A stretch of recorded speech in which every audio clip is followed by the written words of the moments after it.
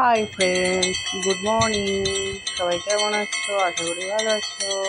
আমরা সব ভালো আছি। চলো গোপালের একটু দর্শন করে নাও। অমাবস্যা চলছে, কিন্তু Oh my গোপালের তো god. পুজো দিই আমরা। গোপাল তো বাড়ির ছেলে, তাকে তো খেতে দিতেই হয়, তাই জন্য তাকেই একমাত্র পুজো দিই। আর গুরুদেব যেহেতু মানে ছেলে, তাদেরকে সাজিয়ে দিলাম। চলো একটু দেখে নাও আমাকে কেমন লাগছে। আশা করি ভালোই লাগছে, খারাপ লাগছে না। ওয়াও, বরের ভালোবাসা বেড়ে গেছে। চলো এবার দেখো একটা রেসিপি। আজকে তোমার রান্না করছিলাম ঝাল। তোমরা কেমন করে করো সেটা তো দেখি, আমরা কেমন ভাবে করছিলাম সেটা দেখো। তারপরে দেখতে থাকো, সঙ্গে থাকো। সবাই কেমন আছো, কি রান্না করলে কমেন্ট করে জানিও। আমার বর এসে বলছে চা দাও। আমি বলছি দাঁড়াও দিচ্ছি। ওই জন্য তাড়াতাড়ি করে আবার বাটনাটা বেটে নিলাম। বরকে চা দেবো বলে তাড়াতাড়ি করে বাটনা বেটে নিয়ে রান্নাটা Oh my বসিয়ে দিলাম। god. তারপরে বরকে চা দেবো।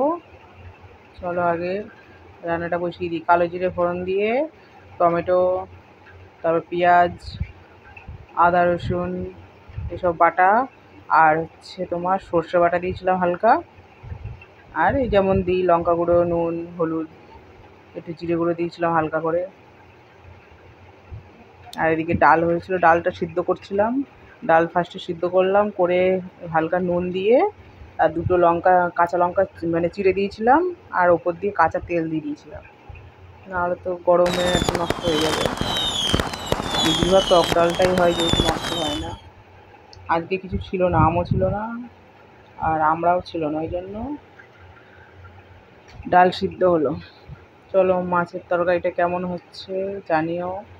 আমি বেশি রান্না করি না, শাশুড়িই করে, যাও মাঝে সাঝে করে। আজকে আমার ইচ্ছা হলো, আমি করলাম। দেখতে থাকো, সঙ্গে থাকো। অনেকদিন বাদে ব্লগ দিচ্ছি, কেমন হলো একটু কমেন্ট করে জানিও, পাশে থেকো। অনেক ভিউজ কমে যাচ্ছে, সাবস্ক্রাইব বেড়েছে অনেকটাই, কিন্তু ভিউজ অনেক কমে গেছে। চলো কেমন হয়েছে বলো। তোমাদের তো খাওয়াতে পারলাম না, এক সময় এসো, নিশ্চয়ই রান্না করে খাওয়াবো।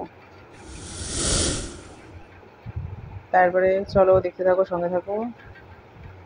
Tata, thanks for watching.